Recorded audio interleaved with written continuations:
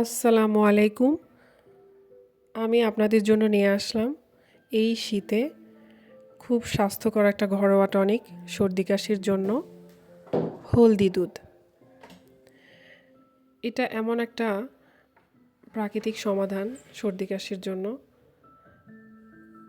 যেটা আপনি ঘরে বসে খুব সহজে মাত্র 2টি উপাদানের সাহায্যে বানিয়ে নিতে পারেন এবং সর্দি কাশির বিরুদ্ধে অনেক শক্তিশালী একটা টনিক।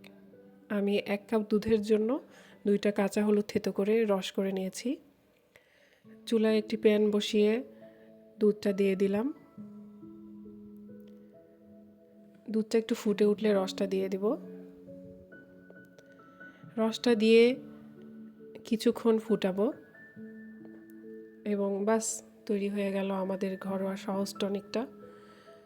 এটা আপনি তো খেতে পারবেন, আপনার সব বাসার বৃদ্ধ থেকে শুরু করে শিশু সবাই খেতে পারবে। এটা খেলে যেটা আপনার শরীরে অ্যান্টিফাঙ্গাল হিসেবে কাজ করে।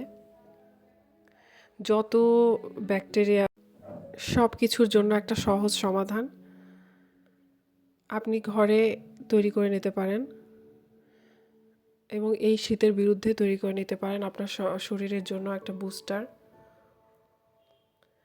আমরা আসলে বাজার থেকে কত ঔষধ কিনে খাই, কিন্তু আমাদের চোখের সামনে প্রকৃতিতে যে কত নেয়ামত, আল্লাহর নেয়ামত লুকিয়ে আছে, আমরা আসলে একটু অমনোযোগী এইসব বিষয়ে।